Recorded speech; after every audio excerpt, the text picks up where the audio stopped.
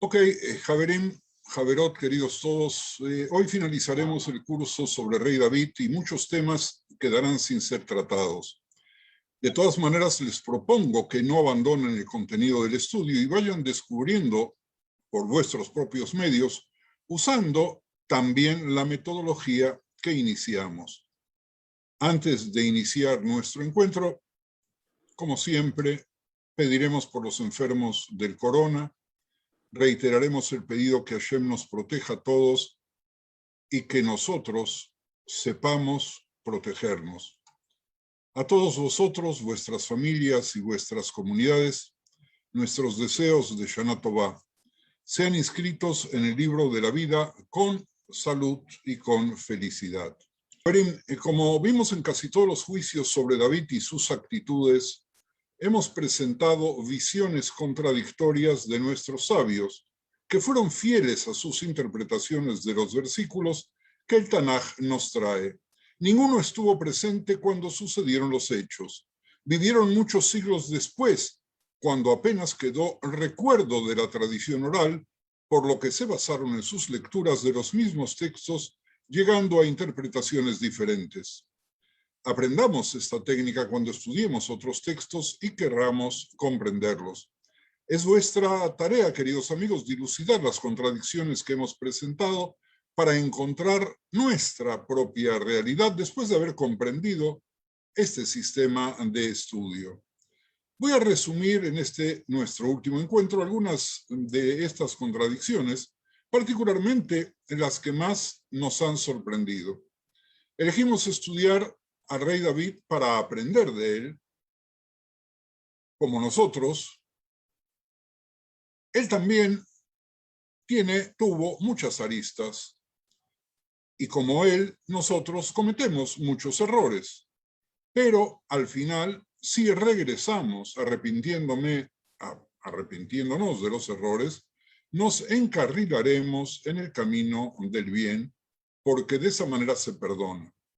A pocos días de Rosh Hashanah no podíamos tener mejor demostración. Veamos los objetivos que nos fijamos en este curso que hoy llega a su fin. El primer objetivo fue despertar el amor por David Amelech, usando a los Nevim Rishonim, la interacción entre los textos bíblicos y los talmúdicos, por los sistemas interpretativos que unen puntos aparentemente inconexos, por la escritura de la historia a partir de la interpretación de textos. Esto es algo inaudito. Tomar textos, algunos describen la historia incluso en forma contradictoria, otros no tienen nada que ver con la historia, pero nos dan pistas que, siendo buenos detectives, podemos seguirlas para construir los hechos. Por eso no nos tenemos que extrañar que los hechos se reconstruyan, no siempre de manera unánime. Javerim y Javerot nos propusimos reaprender cosas que sabíamos, porque habíamos olvidado lo que aprendimos desde pequeños y descubrimos ahora las fuentes de lo que nos enseñaron. Quisimos entrenarnos en dilucidar interpretaciones aparentemente contradictorias y entender su racional. Quisimos practicar la crítica a los héroes de nuestro pueblo, sin que ello signifique que dejemos de amarlos. Quisimos aprender a aceptarlos con todo lo bueno y con todos sus errores y seguirlos para descubrir si tuvieron la capacidad de enmendarlos. Quisimos ver una vez más la importancia que las escrituras sagradas conceden a las acciones equívocas de las personas que permiten enmendarse. Quisimos ver prácticamente el valor de la Teshuvá y su poder regenerativo en el ser humano. Quisimos descubrir las diferencias de nuestro enfoque con el de estudiosos del Tanaj de otros pueblos y con aquellos que son estudiosos del Tanaj sin ser religiosos. Quisimos encontrar aristas del Sefer Teirim que por lo general pasan frente a nosotros sin que lo percibamos cuando leemos sus capítulos, sea integrados a la tefilá o cuando los recitamos independientemente. Quisimos ver en el rey David al rey más grande de Israel y también al poeta más grande del pueblo judío, porque se le adjudica la composición del libro de Teilim, los Salmos. Teilim, Haverim y Haverot es un libro total, un libro con el que podemos relacionarnos desde prácticamente cualquier condición emocional que estemos experimentando en nuestras vidas privadas, cualquier estado de ánimo. ¿Y por qué es eso? Porque en Teilim David Amelech escribe sobre la felicidad, por ejemplo, en los capítulos, lo que nosotros llamamos los Salmos, 1 y 118. Escribe sobre la gratitud a Dios. Por ejemplo, en el 18, voy a leer un fragmento nada más. Te amo, oh Hashem, fortaleza mía, Hashem, mi roca y mi castillo y mi libertador. Dios mío, fortaleza mía, en él confiaré, mi escudo y la fuerza de mi salvación, mi alto refugio. Invocaré a Hashem, quien es digno de ser alabado, y seré salvo de mis enemigos. Me rodearon ligaduras de muerte y torrentes de perversidad me atemorizaron. Ligaduras del Sheol me rodearon, me tendieron lazos de muerte. En mi angustia invoqué a Hashem y clamé a mi Dios. Él oyó mi voz desde su templo y mi clamor llegó delante de él a sus oídos. Encontramos eso también en el Salmo 100 y muchos otros. Encontramos alabanzas a Dios, nada más y nada menos que en un quinto del libro, es decir, el 25%, el 20%, por lo menos trata de alabanzas a Hashem. Pero también David Amelech escribe sobre el miedo, por ejemplo, en el capítulo 23, Hashem es mi pastor, nada me faltará, en lugares de delicados pastos me hará descansar, junto a aguas de reposo me pastoreará, confortará mi alma, me guiará por sendas de justicia, por amor de su nombre. Escuchen este pasuk, el 4 del capítulo de Teilim 23.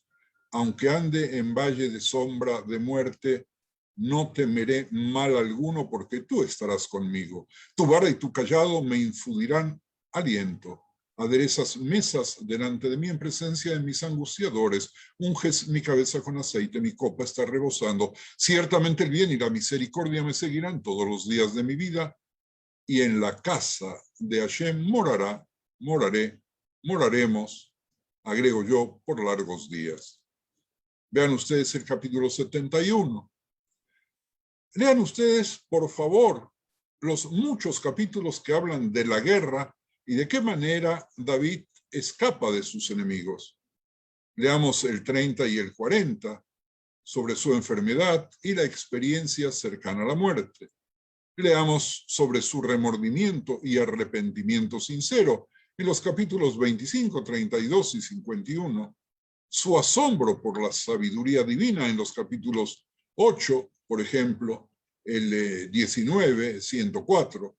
Su confianza en la justa retribución de Dios, a pesar del aparente éxito de los malvados, en los capítulos 37 y 73, y muchos, muchos más temas. Todo nos hace pensar que David Amelech tenía Ruach HaKodesh. Ruach HaKodesh lo vamos a traducir provisionalmente como inspiración profética, un nivel por debajo de la profecía para escribir sus salmos. Es inconcebible pensarlo de otra manera. Escribir sus salmos y sus experiencias personales. Porque David, ya lo sabemos, los que seguimos este conjunto de reuniones, tuvo una vida verdaderamente turbulenta. David sufrió personalmente la persecución, la guerra, la muerte de sus seres queridos, el temor a la muerte, el remordimiento y tristeza y el miedo. Pero también experimentó una inmensa felicidad, un inmenso deleite y alegría y un éxtasis espiritual como nadie. Lo especial de Rey David es que en todas las situaciones vitales, intensas, profundas y diversas, siempre vio o buscó la presencia y la intervención de Hashem. Teilim nos enseña que a pesar de todos nuestros esfuerzos, Hashem es la fuerza y fuente fundamental de nuestra salud y éxito. Teilim también ofrece consuelo y esperanza en tiempos de desesperación al hacernos darnos cuenta de que Hashem está con nosotros en todo momento, como dice el capítulo 23, incluso si caminara bajo las sombras de la muerte, no tendré miedo, porque sé que tú estás conmigo. El poder de Teilim consiste en el poder de sus ideas. Ellas alimentan y fortalecen nuestra emuná, es decir, fortalecen nuestra capacidad de verlo siempre presente y cariñoso. Se requiere una condición especial para que Teilim funcione de manera efectiva e impacte nuestra emuná. Debemos entender lo que estamos leyendo. Ver Teilim como una biografía poética de David Amelech puede ayudarnos. En nuestros encuentros, recordemos, Javerim y Javerot, también fuimos descubriendo, sorprendidos, temas que por lo general no se enseñan ni en las escuelas judías, ni en los cursos que se dan en las sinagogas o los que empezaron a darse por Zoom. Les presentaremos algunos de ellos.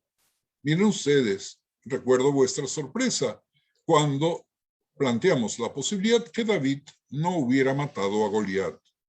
El Tanaj revela algunas dudas sobre quién merece el crédito de ese acto. Recuerdan en el segundo libro de Shmuel que dice que fue un hombre llamado el Hanán, en lugar de David, quien superó al gigante filisteo, pero sus méritos fueron tales que todos terminamos aceptando que la cabeza de Goliat la cobró David. Javerim, vimos a lo largo de nuestras largas reuniones que David fue héroe y antihéroe a la vez, tal cual como se describe en el Tanaj.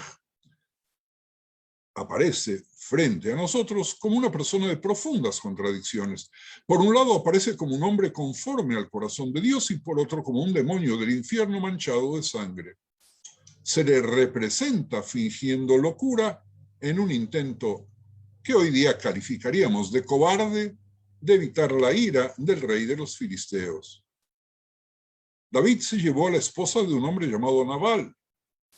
Dios me haga lo mismo y más, juró David mientras él y su ejército se acercaban a la finca de Nabal. Si dejo con vida hasta la mañana a uno solo que Mashtim Bakir. En el Tanaj aparece el término Mashtim Bakir. ¿Quiénes de vosotros sois israelíes o habláis ibrit?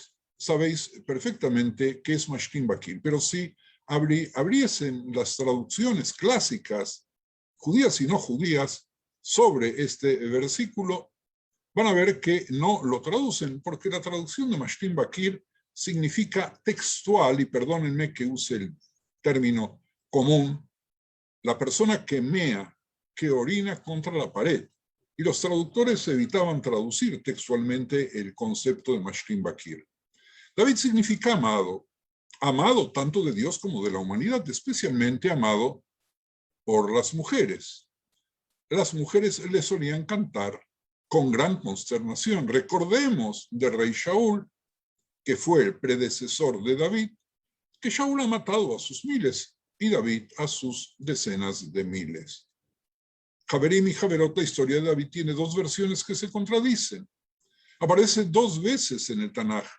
El libro de Shmuel nos trae, ya lo habíamos visto, a un David con violencia sexual y física, con pasión, escándalo, disfunción y un escandaloso exceso moral. Pero en el libro de Divrei Hayamim, de las crónicas, vemos a David como una figura mucho más suave, mucho más dócil y piadosa. La mayoría de los incidentes lascivos, sanguinarios y espantosos que encontramos en el libro de Shmuel desaparecen como por arte de magia en Divrei Hayamim. Otro de los temas, tantos temas que hemos visto que al tratar de hacer este resumen yo mismo me he sorprendido. David era el menor de 8 hermanos. El Tanaj se ha caracterizado como una saga que celebra el fracaso de los primogénitos y el éxito de los hijos posteriores.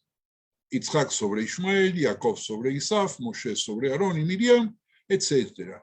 Más extremo que estos pares, David era el menor de 7 u 8 hijos. David, Javerim y Javerot se menciona más de 1000 veces en el Tanaj. El nombre de David aparece tantas veces que, según algunos estudiosos del Tanaj, La religión del pueblo de Israel debería llamarse davidismo, debido al papel esencial del rey en la historia y la teología del judaísmo. Javerim y Javerot, David habla la verdad al poder. Comenzó con la relación adúltera de David con Bathsheba, una hermosa mujer casada con un soldado llamado Urías. Después de espiar a Bathsheba bañándose, David la sedujo y quedó embarazada, la dejó embarazada. Para cubrir el asunto, el rey llamó a Urías. Estoy haciendo el resumen con palabras simples, por lo tanto, esperemos un segundito más hasta poder terminar la idea. Llamó a Urías a casa para dormir con su esposa, para que de esa manera todo el mundo pensase que el niño era suyo, pero Urías eligió lealmente quedarse con sus tropas. Entonces David envió a Urías al frente para que lo mataran y se casó con Bathsheba. El profeta Natán confronta memorablemente al rey David con la traición. Fíjense en ustedes la calidad de nuestro pueblo, cuyos profetas confrontan a la máxima autoridad sin temor. Yo también entregué a tu cuidado la casa de tu señor y las mujeres de tu señor. De alguna forma, tradujimos esta parte del pasuk que ahora estoy citando como haciendo referencia a Shaul. Y te di la casa de Israel y de Yehuda. Y si eso hubiera sido poco, te hubiera añadido muchas cosas como estas. ¿Por qué has despreciado la palabra de Hashem haciéndolo malo a sus ojos? Has matado a espada al gitita Urías y has tomado a su mujer para que sea mujer tuya y lo has matado con la espada de los hijos de Amón. Ahora pues, oigan estas terribles amonestaciones. La espada nunca se apartará de tu casa, porque me has despreciado y has tomado la mujer de Uría para que sea tu mujer. La profecía de Natán demuestra ser literalmente cierta.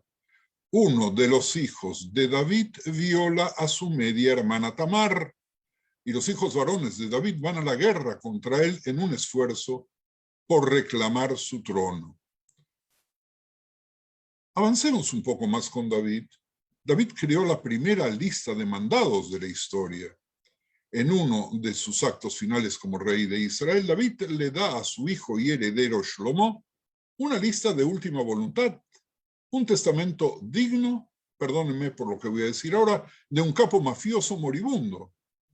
Veamos, Javerim, en el primer libro de Melahim 2, por favor, para que puedan creer esta frase que es tan dura de pronunciar. El Tanaj nos dice textualmente, y acercándose los días de la muerte de David, dio órdenes a su hijo Shlomo diciendo, yo voy por el camino de todos en la tierra. Sé, pues, fuerte y sé hombre. Guarda los mandatos del Señor tu Dios, andando en sus caminos, guardando sus estatutos, sus mandamientos, sus ordenanzas y sus testimonios, conforme a lo que está escrito en la ley de Moshe, para que prosperes en todo lo que hagas y donde quiera que vayas. Para que el Señor cumpla la promesa que me hizo diciendo, si tus hijos guardan su camino, andando delante de mí con fidelidad, con todo su corazón y con toda su alma, no te faltará hombre sobre el trono de Israel. También sabes lo que me hizo Joab, lo que hizo a los dos comandantes del ejército de Israel, a Abner ben Ner y a Amasa, hijo de Yeter, a los cuales mató. También derramó sangre de guerra en tiempos de paz y puso sangre de guerra en el cinturón que lo ceñía y en las sandalias que tenía a sus pies. Haz pues, conforme a tu sabiduría, y no permitas que sus canas desciendan al Sheol en paz. ¡Wow! David está ordenando a Shlomo a tomar venganza y a matar a aquellos que le hicieron daño. Pero al mismo tiempo, en el mismo texto, muestra bondad a los hijos de Barzilai, el de Gilad, y que estén entre los que comen a tu mesa, porque ellos me ayudaron cuando huía de tu hermano Absalom. Y aquí está contigo Shimi, hijo de Geirá, Binyaminita de Bahurim. Él fue el que me maldijo con una terrible maldición el día que yo iba a Mahanaim, mas cuando descendió a mi encuentro en el Yardén, le juré por el Señor diciendo, no te mataré a espada, pero ahora le dice el padre al hijo, no lo dejes sin castigo porque eres hombre sabio, sabrás lo que debes hacer con él y harás que desciendan sus canas con sangre al Sheol. Javerim y Javerot, David es la primera figura en el Tanaj de quien tenemos evidencia arqueológica. La tradición judía dice que David nunca murió. La muerte humana de David se describe en el Tanaj, pero por una larga tradición, tanto en el judaísmo como en otras religiones, vivirá por siempre. Es por eso que nosotros le cantamos David Melech Israel, Chai Vekayam, que es en realidad una celebración de la persistencia de David en la historia. David, rey de Israel, está vivo hoy. El rey David está vivo hoy. Cada uno de nosotros podemos identificarnos con David y aprender a salir de nuestros errores al grado que cuando hablen de nosotros digan que quienes nos acusan están equivocados. Miren, Javerim, hasta aquí hemos hecho un pequeño resumen de los objetivos que nos fijamos. No sé si los logramos. Me gustaría hacer la primer pausa porque probablemente no terminemos al horario de siempre, sino tardemos unos minutos más, porque vamos a unir en esta parte a David con el perdón que nosotros le pedimos a Dios para Yom Kippur. Estamos a una semanita apenas de Rosh Hashanah, así que me gustaría, Javerim, que quien quiera y pueda y se atreva, que sé que no siempre es fácil, me diga cuáles fueron sus objetivos y de qué manera se cumplieron los objetivos que he enumerado y de qué manera han podido aprovechar todo lo que hemos estudiado hasta ahora. Así que pueden abrir los micrófonos. Le voy a pedir a Tzuriel que esté atento de manera tal de poder verlos y quien quiera pedir el uso de la palabra, pues que levante la mano y lo diga.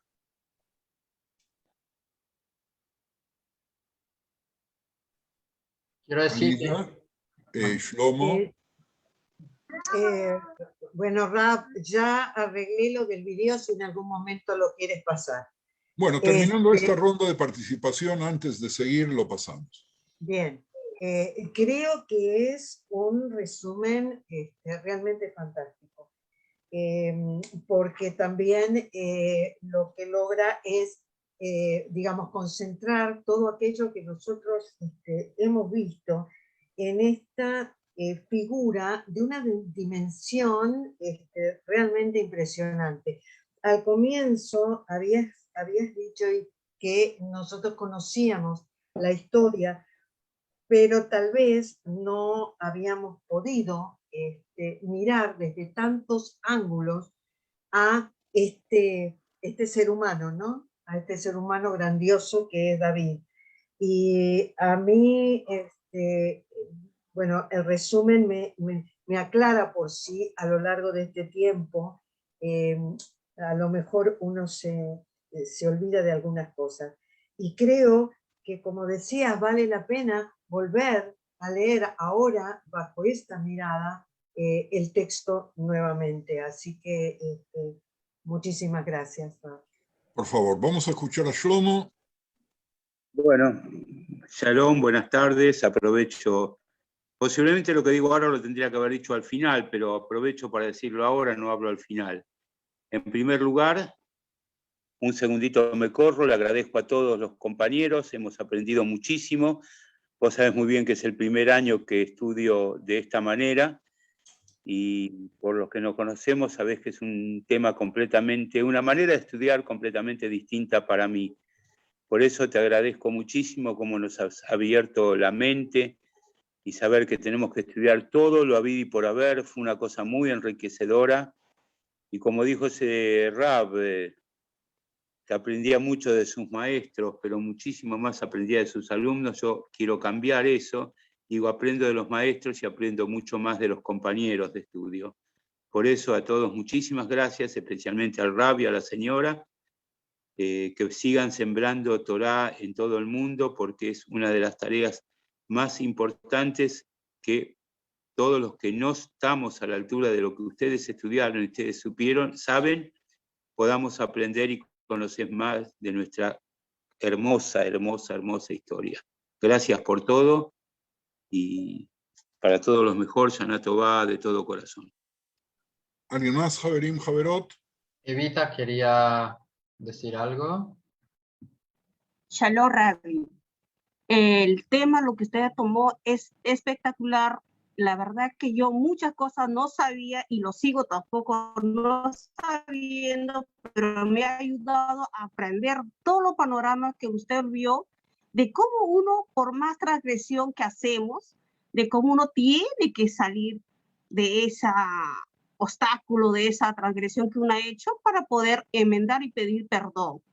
Y yo le agradezco, Rabino, que me haya permitido aprender más y seguir aprendiendo. Y la próxima, cuando hay también, me avisa, me ayuda, por favor. Estoy interesada en aprender porque yo, la verdad, desconozco muchas cosas. Pero con lo que usted nos ha vertido, me ha ayudado muchas cosas a aprender y sigo interesada a seguir profundizando muchos temas. Y le agradezco. Shana Tova, Rabbi. Shana Tová para todos. Creo que Aida también quería hacer un Sí, comentario. quiero pedir, si podrías por favor quizá repetir la pregunta, porque hemos hablado aquí un poco. ¿Qué era lo que habías preguntado? Así los compañeros se acuerdan antes de que Aida responda. La pregunta era muy simple, Zuriel, era que después de la larga enumeración de los objetivos y la variable de temas y subtemas que vimos, ¿qué es lo que cada uno puede aportar? Si lo que pensaron en el momento en el cual comenzaron el curso se satisfizo, de qué manera se avanzó y si hay alguna crítica, obviamente también. No es exactamente lo que dije antes, pero está en el mismo espíritu. Entonces, Aida, adelante. Gracias. Bueno, Rav, yo verdaderamente estoy tan sorprendida de todo lo que he aprendido que todavía no acabo de digerirlo, porque nosotros tenemos una imagen del rey David determinada por la tradición y por lo que vamos aprendiendo en el colegio, y sabemos que es un personaje importantísimo y que está dentro de nuestro imaginario como lo máximo que hemos conseguido. Él y Shlomo son como las grandes figuras en cuanto al poderío y a la majestad y todas estas cosas. No se compara con los patriarcas, evidentemente, pero tienen muchísimo contenido. Pero nunca me había parado a pensar cómo se había armado la historia. Y claro, con este análisis que hemos hecho, nos has dado tantísimas referencias de dónde encontrar, de cómo buscar, de cómo saber, que claro, esto con la capacidad que tienes por todos los años que llevas estudiando, a ti te resulta muy fácil, pero es sorprendente la cantidad de sitios que tenemos que mirar para poder completar nuestra idea. O sea que para mí esto ha sido muy sorprendente. Me ha contentado un poco con el rey David, porque yo tenía mis reticencias respecto a Todavía no terminó la cosas que obra. hace y a cómo actúa, y me parece sorprendente poder estudiarlo de esta manera, con lo cual pues te doy muchísimas las gracias de corazón y te agradezco esta labor que estás haciendo, que es importantísima, porque no es solamente los que estamos aquí, es luego lo que contamos a los demás y que saben que das estas clases y que pueden acudir a ellas a través de las grabaciones que colgáis. O sea, muchísimas gracias. Creo que se ha cumplido de sobra el objetivo y no tengo ninguna crítica que hacer. Gracias. A mí me gustan las críticas. Javerín, vamos a darle lugar entonces a Lisa para que pueda colocar a Enrique, porque ese es un muy buen punto para escuchar lo que él nos va a cantar.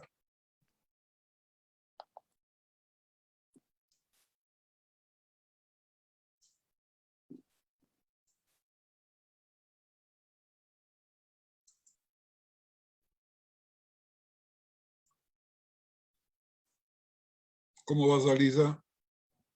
Mientras Alisa se organiza, si alguien más quiere decir algo, siguiendo lo anterior que hemos dicho, está invitado. Bueno, Nora quiere decir algo, por lo menos levantó la mano. Ahí está. Tienes que sacarse el mute. O sea, Lisa, esperamos un segundito. Lisa, ahí está. Esperamos un segundito, vamos a dejar que Nora termine y ponemos el vídeo. Bien.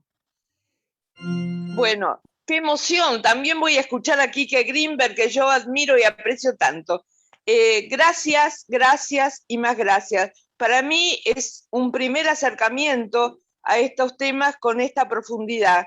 Así que realmente estoy emocionada y agradecida por todo lo que recibí en todas estas clases. Gracias, Ethel, gracias, Rab, y gracias, Suriel, que me encanta verlo.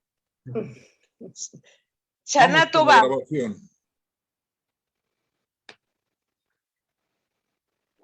¿Vamos? Vamos. Vamos. Adelante.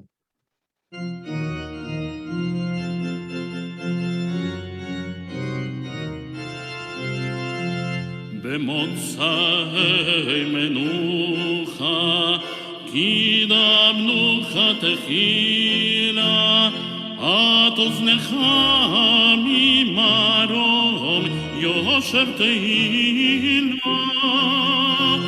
במוצאי מנוחה, כי דמנוחה תחילה, את אוזנך ממרום יושב תהילה. לשמוע אל הרינה, אל הרינה ואל התפילה. דרשנה דורשך ודורשם פניך, ודורשם ודורשם פניך. דרשנה דורשך ודורשם פניך, ודורשם ודורשם פניך. ידרש למו משמי מעונך, ולשבת חינונם אל תעלם אוזנך. ידרש למו בשמי מעונך, ולשבת חינונם אל תעלם אוזנך. לשמוע, לשמוע, לשמוע אל הרינה, לשמוע אל הרינה ואל התפילה. לשמוע, לשמוע, לשמוע אל הרינה, לשמוע אל הרינה ואל התפילה. לשמוע אל הרינה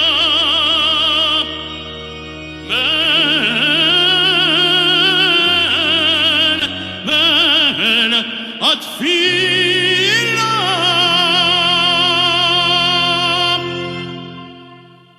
Este fragmento de Selijot no podía ser mejor introducción a esta segunda parte de nuestra reunión de hoy.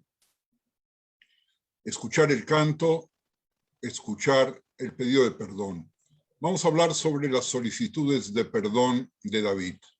Los Midrashim retratan la gran angustia de David después de reconocer su pecado, que encuentra expresión en los salmos de Teilim que compuso. Inmediatamente está escrito: y David envió y preguntó por la mujer. Y uno dijo: ¿no es esta Batsheba, hija de Eliam, esposa de Uriah el Gitita? Y David envió mensajeros y la tomó, y ella vino a él, y él se acostó con ella porque estaba purificada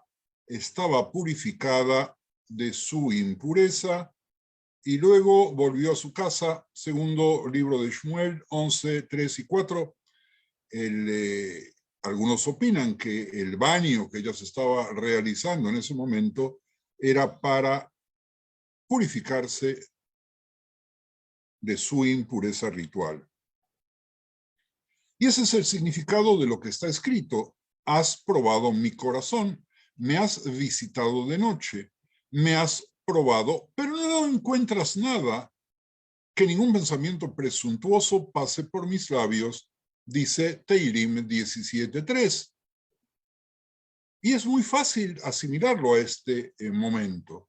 David dijo, oh, que un bozal hubiera caído sobre la boca del que me odia, un eufemismo para su propia boca, y yo no hubiera dicho nada de eso y hubiera resistido la prueba.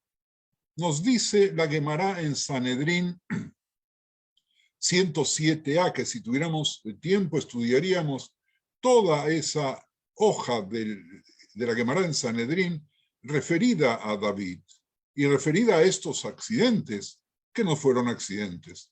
David pide perdón a Dios diciendo, Maestro del universo, ¿quién puede darse cuenta de los errores? Dice Teirim 19:13. Es decir, ¿quién puede exculparme de mis errores? Él, se refiere a Dios, le dijo, estás perdonado. Preguntó además, límpiame de la culpa no percibida, es decir, límpiame de los pecados que cometí en secreto, sin ser percibidos por otros. Nosotros siempre pensamos que nadie nos ve cuando hacemos cosas indebidas. Le tenemos mucho más respeto o miedo al ser humano que el respeto que le tenemos a Dios. David tenía claro eso y pide por los pecados que cometió en secreto sin que nadie se entere. Le dijo, estás perdonado. Pero David continuó pidiendo, y de los pecados intencionales, guarda a tu siervo. En el versículo 14 de Teirim 19. Perdóname por los pecados que cometí voluntariamente. Dios le dijo, estás perdonado. Pero David no quedó contento, imploró, no dejes que me dominen, no dejes que los sabios hablen despectivamente de mí. Él le dijo, Hashem le dijo, estás perdonado. Entonces quedaré libre de delito grave. Al mismo pasuk, para que no escriban sobre mi delito. Es decir, que el episodio que tuvo David con Bathsheba no sea mencionado en las escrituras, pero Dios le contesta. Esto no es posible. David le imploró, Maestro del universo, perdóname por todo ese pecado. Dios le dijo, tu hijo Shlomo ya escribirá con su sabiduría. Y voy a leerles el libro de Mishle, Proverbios capítulo 6, versículos 28 y 29, de terrible arte de descripción del dolor. ¿Puede un hombre caminar sobre brasas sin quemarse los pies? Lo mismo ocurre con quien se acuesta con la esposa de su compañero. Nadie que la toque quedará sin castigo. Este mensaje describe el pecado del adulterio como una quemadura. ¿Y por qué como una quemadura? Porque las marcas de las quemaduras quedan grabadas para siempre. David preguntó, ¿no hay remedio para este pecado? Dios le respondió, acepta las tribulaciones. Él aceptó. David sufrió durante 6 meses. La Shejina se apartó de él. Y el Sanedrín, que siempre se reunía en su presencia, ya lo habíamos visto eso en una clase anterior, incluso discutimos eso, si el rey podía estar dentro del poder judicial mientras ejercía el poder ejecutivo. También el Sanedrín se separó de David. Después de todo esto, David apeló a Dios, Maestro del universo, perdóname por esa iniquidad. Le dijo Dios, estás perdonado. David le pidió a Dios una señal. Lean el Salmo 86, pasuk 17. Muéstrame una señal de tu favor para que mis enemigos vean y se frustren, porque tú, oh Hashem, me has dado ayuda y consuelo. Dios respondió, en tu vida no proclamaré que has sido perdonado, pero lo haré durante la vida de tu hijo Shlomo. Dice el mismo folio de Sanedrín 107a. Miren, Javerim, si volviésemos a repetir este diálogo entre David y Dios, percibiríamos hasta qué punto el rey David, el poderosísimo rey David, el omnipotente rey David, se humilla y no queda satisfecho con las respuestas parciales que le da Dios y le sigue pidiendo y le sigue pidiendo y Dios le concede hasta que llega a un momento en el cual no le puede seguir concediendo, porque es muy importante que nosotros estudiemos y vemos cómo se desarrolló este episodio de las relaciones de David y de Bathsheba y percibir a partir del libro de Teilim, a partir de lo que dice en Sanedrín, lo que David sintió en su amargura y en su arrepentimiento, en su teshuvá. De Bathsheba no escuchamos lo mismo. Quizás porque Bathsheba no se sentía culpable. Los jajamim, tan estudiosos, y los exégetas relatan que David observó muchos ayunos para obtener el perdón divino por esa transgresión, al grado que su carne se debilitó y su sangre ya no fluía libremente, lo que lo llevó a decir en Teilim 35:15, pero cuando tropiezos se reúnen con regocijo, miserables que se juntan contra mí, no sé por qué, me desgarran sin fin, nos dice la Gemara en Sanedrín 107a. En la exposición midrashica de Respóndeme cuando llamo, oh Dios, mi vindicador, me liberaste de la angustia, en Teilim 4:2, David atestigua que estaba agraviado por 3 razones y el Señor lo consoló asegurándole el perdón divino.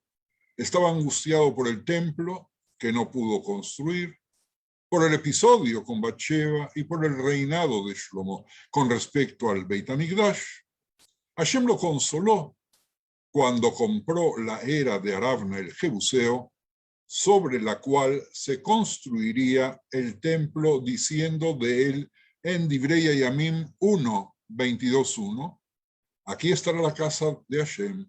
Con respecto al episodio de David y Bathsheba, los israelitas hablaron contra David diciendo, puede ser que él capturó la oveja, mató al pastor e hizo que Israel cayera a espada. ¿Qué dijo? Puede ser que él capturó a la oveja, es decir, tomó a Bathsheba, mató al pastor, al esposo de Bathsheba, e hizo que Israel cayera a espada cuando envió al pueblo junto con Uriah contra los filisteos, y sin embargo tiene salvación y sin embargo tiene perdón. Dios lo consoló y dijo en el segundo libro de Shmuel 12:13, Hashem ha perdonado tu pecado, no morirás. En cuanto a su heredero y sucesor, los judíos preguntaron, ¿pensó David que su reino brotaría del hijo de Bathsheba? Dios le proporcionó consuelo y le dijo en Divrei Hayamim 1:22, 9 y 10, pero tendrás un hijo, Shlomo será su nombre, y estableceré su trono de reinado sobre Israel para siempre. Todo este fragmento lo tomo, Javerim, para que ustedes puedan retomarlo si lo desean, del Midrash Teilim 4:2. Estos Midrashim, Javerim y Javerot, que presentan la solicitud de perdón de David, quien sufre de tribulaciones y mortificaciones y es castigado de diversas formas, delinean claramente el enfoque en el que David, de hecho, pecó, pero finalmente fue absuelto. Trabajo le costó para ser absuelto. Reconocimiento de la culpa le costó. Pedido de perdón, humillación, ayunos, privaciones. Buscó todos los caminos posibles para pedir perdón después de haberse arrepentido. Aunque Dios perdonó a David por su pecado con Bathsheba, el pueblo no olvidó lo sucedido y continuó la gente de su tiempo persiguiendo a David, a Bathsheba y a su hijo Shlomo durante toda su vida. En cuanto a David, el Midrash relata que cuando los 4 tipos de ejecución impuestos por la corte se discutían en el Beit Midrash, en la casa de estudio, los sabios interrumpían su estudio y preguntaban a David para molestarlo: David, ¿cuál es la pena por adulterio? A lo que él respondía: el adúltero es castigado con estrangulamiento, pero tiene una porción en el mundo venidero. Pero los que avergüenzan a sus semejantes no tienen porción en el mundo venidero. Sanedrín 107a. Miren ustedes lo que nos trae la Guemará. La Guemará nos trae el hostigamiento al cual los sabios del Sanedrín de su época sometían a David, de qué manera lo molestaban, de qué manera trataban de avergonzarlo, y de qué manera David encontraba formas de defensa en el diálogo talmúdico, porque ustedes saben que la Torá establece 4 penas capitales por distintos pecados y violaciones de normas. Penas que prácticamente nunca se aplicaron, entre paréntesis vale la pena decirlo. Y la Guemará en Sanedrín trae todas esas discusiones, pero cuando se llegaba a discutir cuál es la pena por adulterio, lo provocaban a David para ver qué iba a decir él, y entonces él tenía que decir la verdad. Y decía, va a ser la horca, la muerte por estrangulamiento. Pero el que muera por adulterio, igual va a tener una pequeña porción en el mundo venidero.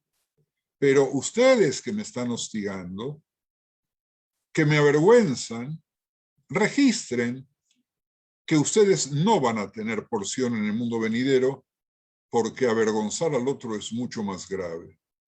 David aludió así que cuando lo avergonzaron públicamente y le recordaron su transgresión, cometieron un pecado mucho más grave que el suyo, y nosotros hoy en nuestros días muchas veces avergonzamos al otro sin haber estudiado este fragmento del Talmud y sin darnos cuenta hasta dónde el pecado de avergonzar al otro tiene semejante gravedad en el judaísmo. Bathsheba también fue objeto de calumnias junto con David. Cuando David huyó a Jerusalén a raíz de la revuelta de su hijo Absalom, el carruaje de Bathsheba lo precedió. Shimi, hijo de Gera, fue testigo de eso e insultó a David escandalosamente.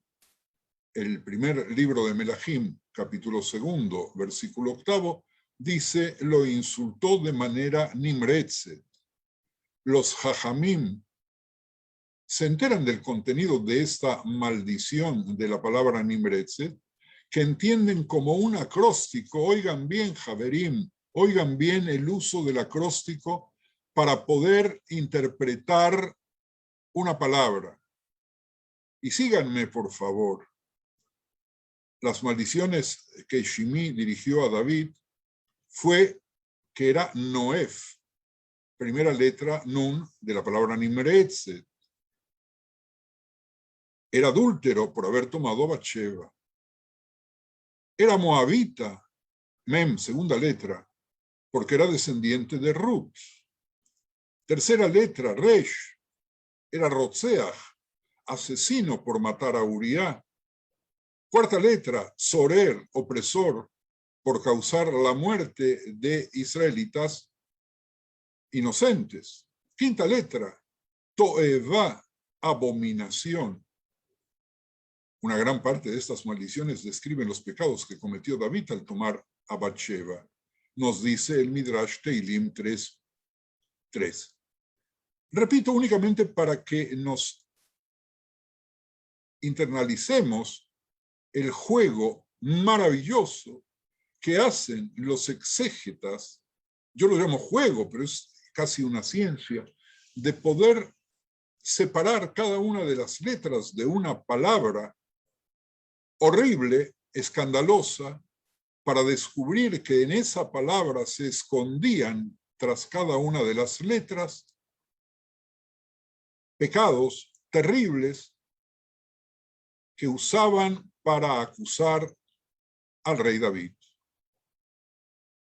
No sé si está claro.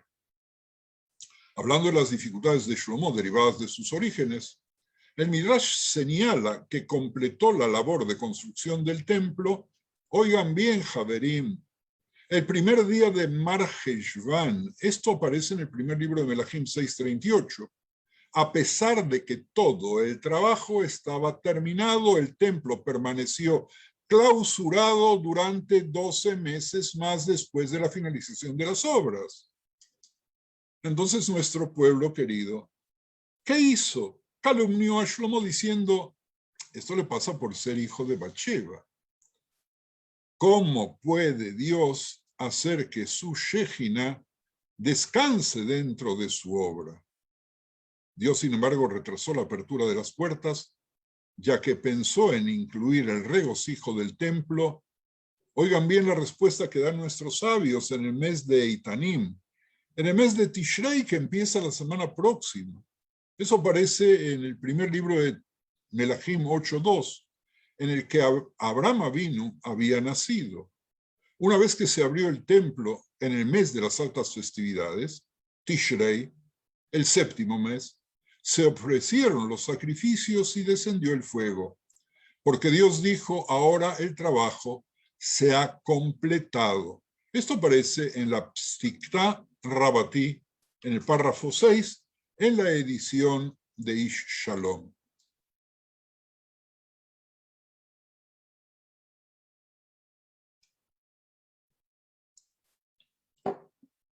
Según otra tradición, cuando Shlomo construyó el templo, trató de llevar el arca al lugar santísimo, al Kodesh HaKodashim, pero las puertas se pegaron entre sí y no las pudo abrir.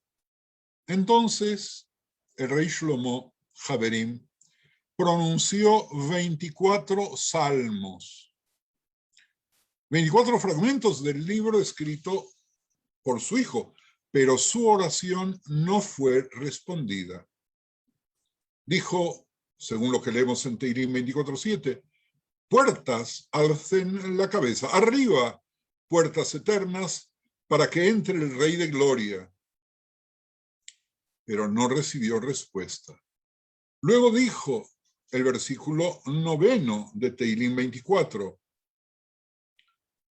puertas alcen la cabeza, levántenlas, puertas eternas, para que entre el Rey de Gloria. Pero no recibió respuesta. Una vez mencionó el nombre de su padre y dijo, según el segundo tomo de Divrei Yamim 6:42, oh Señor Dios, no rechaces a tu ungido, recuerda la lealtad de tu siervo David. Y en ese momento le respondieron de inmediato. En ese momento los rostros de los enemigos de David se volvieron tan negros como el fondo de una olla quemada, y todo Israel supo que Dios lo había perdonado por ese pecado. Aparece descrito en Sanedrín 107 en la parte A y en la parte B. Continuamos unos minutos más como les había pedido, porque creo que todo este proceso de la Teshuvá de David nos permite de alguna manera, primero prepararnos a nosotros para Rosh Hashanah, pero más que eso, entender el fenómeno de la Teshuvá y entender la personalidad conflictiva de David y comprender su grandeza cuando tiene que defenderse de quienes lo acusan y lo acosan. Cuando David era viejo y de muchos años, fue servido por una hermosa joven doncella llamada Abishak la Sunamita. La tarea de Abishak era acostarse en su seno y calentarlo. Pero el rey no tenía intimidad con ella, dice el primer capítulo de Melahim 1, versículos 1 y 4.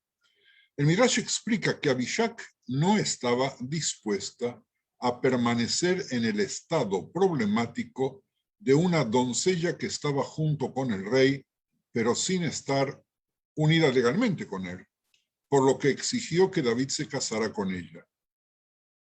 David se negó, alegando que es posible que el rey no tenga muchas esposas. Abishag no aceptó esta respuesta y contrarrestó el argumento del rey con el dicho: cuando el ladrón no tiene nada que robar, se vuelve un amante de la paz. Escuchen de qué manera estas frases en este diálogo fantástico se adjudica la sabiduría de una joven doncella que la corte quería usar, como nosotros ya sabemos. En otras palabras, ¿qué le dijo a Abishag? Repito la frase: cuando el ladrón no tiene nada que robar, se vuelve un amante de la paz.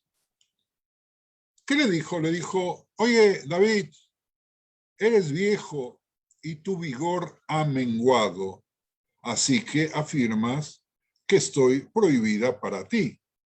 ¡Ja, ja!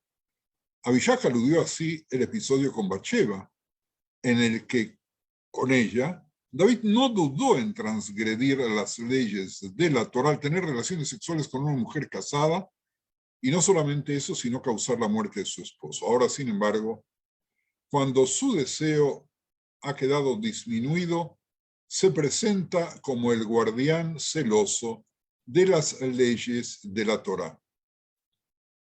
Para demostrarle a Abishag que ese no es el caso, ¿qué hace David? Llama a Bathsheba en presencia de Abishag y le muestra que todavía es potente sexualmente. Los Jajamim relatan que en ese tiempo Bathsheba se secó con 13 paños. Es decir, que tuvieron relaciones sexuales 13 veces, lo que corresponde, oigan bien esto, al número de palabras hebreas en el primer libro de Melahim, capítulo 1, versículo 15.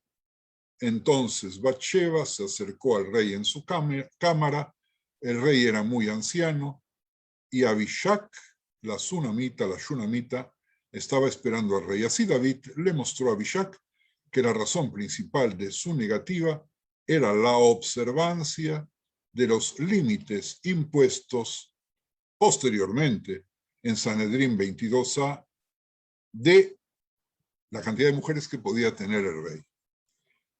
Bueno, estamos fuera de horario. No sé si quieren que sigamos unos minutitos más sobre este tema, pero como les había anunciado, me arranco unos minutos más.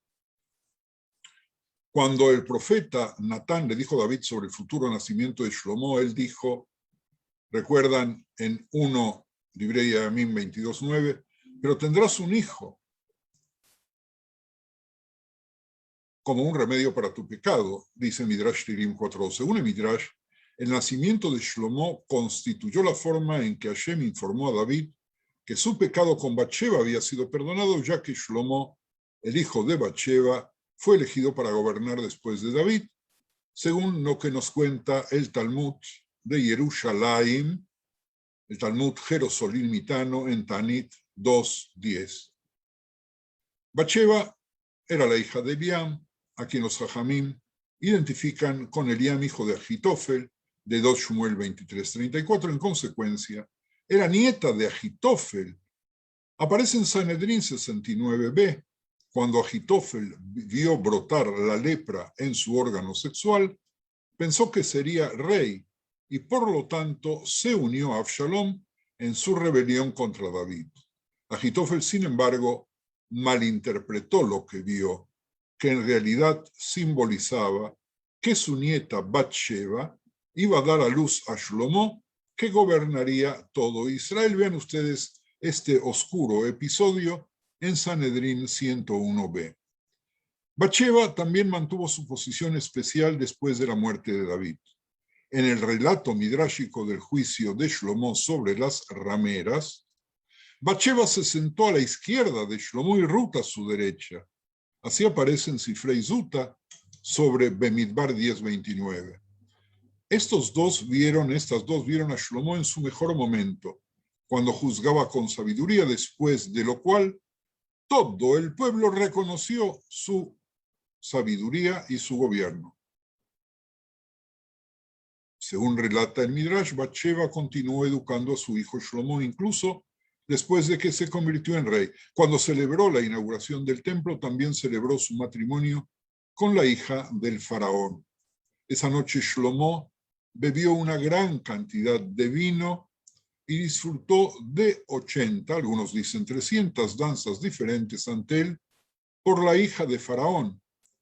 Y al día siguiente debía abrir las puertas del templo, pero se quedó dormido hasta la 4:a hora del día y las llaves estaban bajo su cabeza. Y Batsheva vino y lo reprendió, nos cuenta Vaikra Rabá 12:5.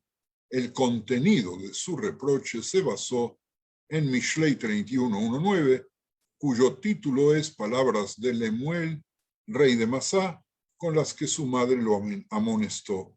Dado que el libro de Proverbios se atribuye a Shlomo, los Jajamim entendieron que el rey Lemuel era Shlomo y que estos versículos describen el reproche de Batsheva, la madre de Shlomo.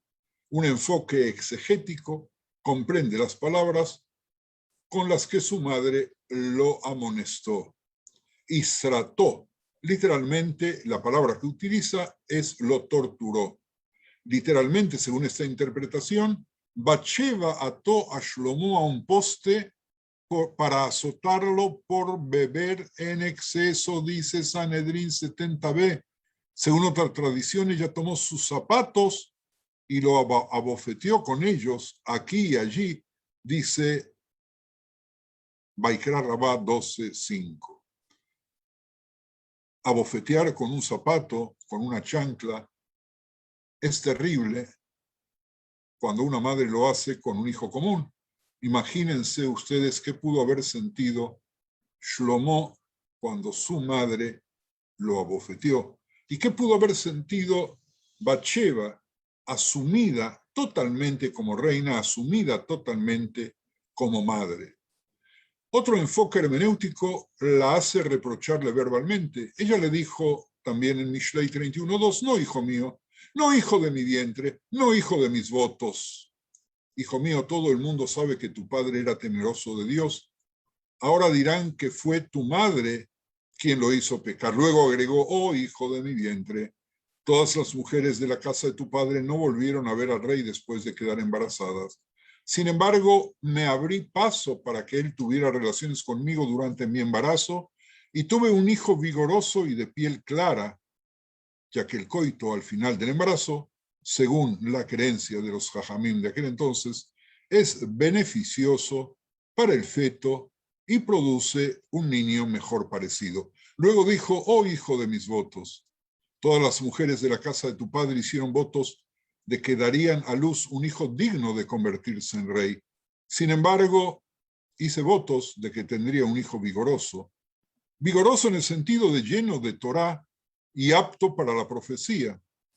También esto aparece en Sanedrín 70b, Javerín. En otra tradición ella le dice, tu padre se casó con muchas mujeres. Y cuando llegó el profeta Natán y le informó que uno de sus hijos, que se llamaría Shlomo, heredaría su reino, cada una de las esposas dijo, si yo voy a dar a luz a Shlomo, ofreceré todos los sacrificios de la Torá. Yo también hice tal voto, y ahora estoy con mis sacrificios en mi mano, y tú duermes. No des tu fuerza a las mujeres, tu vigor a los que destruyen reyes. Aparece en Mishlei 31:3. Miren, Javerim, hasta ahora casi no habíamos utilizado Mishlei, otra obra de David, para establecer la biografía de nuestro rey. Hasta hoy, que lo hacemos en nuestra despedida. Hijo mío, los de la generación del diluvio eran reyes, pero debido a que estaban inmersos en el libertinaje, fueron borrados del mundo, dice Vaikra Rabá 12:5. Y ella le dijo en Proverbios 31:4, el vino no es para reyes, oh Lemuel, no para que beban los reyes. ¿Qué tienes que ver con los reyes que beben vino y se embriagan y dicen, ¿qué necesidad cuando se embriagan tenemos de Dios? Ni es bebida fuerte para príncipes, del mismo versículo. ¿Y tú? ¿A quién se revelan todos los secretos del mundo? ¿Bebes vino y te embriagas? Según otra interpretación, ella le dijo, ¿tú a quién vienen todos los príncipes del mundo? ¿Bebes vino y te embriagas? El Midrash dice que al final Shlomo tomó en serio las palabras de su madre y cuando escribió el libro de Mishlei en el capítulo 32, admitió el error de beber en exceso. Acá estamos descubriendo que nuestro querido Shlomo tuvo que curarse de su afición al alcohol. Otra exégesis sostiene que Shlomo se convirtió en el más sabio de los hombres porque Bathsheba le reprochó y le enseñó cómo debe comportarse un rey, según como aparece en Tanhuma Shemot I. Bueno, creo que vamos a parar aquí porque esta cantidad de material que se está acumulando a esta hora, no estoy seguro que la puedan asimilar con facilidad, porque lo que me interesaba a mí era, por un lado, tratar de quedar claros con respecto a nuestra queridísima Bathsheba y tratar de ver si pecó o no pecó, pero más que nada cómo se comportó después que se hizo mujer y después del nacimiento de Shlomo, después de haber fracasado en su primer nacimiento. Les dejo todo este material que me parece maravilloso. Se los doy en vísperas de este año y les pido, Javerim y Javerot, antes de abrir el micrófono por unos pocos minutos para quien quiera hacer un saludo o decir algo, con un pedido de que por favor en privado me hagan llegar las propuestas de temas que querrán cuando reiniciemos nuestros shiurim de los lunes, una vez que terminen las fiestas de Rosh Hashanah, Kippur, Sukkot y Shmini Atzeret, que caen todos los días lunes. Así que, Javerim y Javerot, abrimos el micrófono por unos minutitos antes de la finalización del shiur de hoy.